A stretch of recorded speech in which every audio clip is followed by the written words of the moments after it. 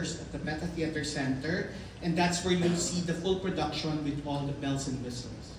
But we just couldn't wait to share Anino sa Likod ng Buwan with you, as we've been rehearsing for 4 months.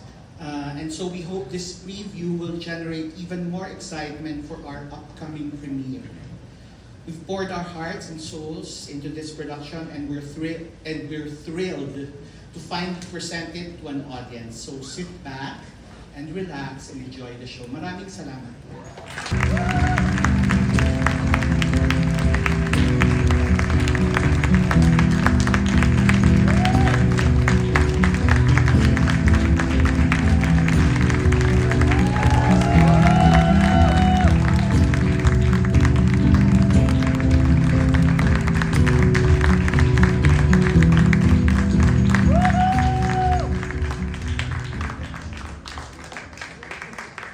Dear guests, the executive producer and the president of the Idea First Company.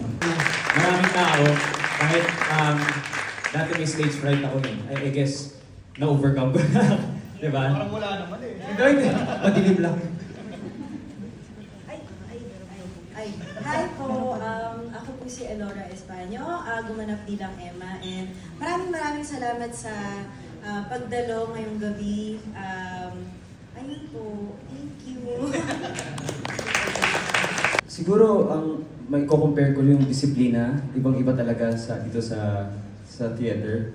Kasi matagal na ako nag-TV, tsaka nag-movie. Pero, grabe, dito pala, yung linyahan, para siyang isang mahabang take, na alalahanin mo yung isang dosenang lagpas na blocking.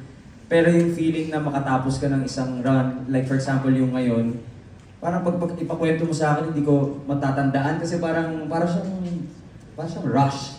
May ganun siyang feeling na hindi ma-explain. So, saya. Ayun.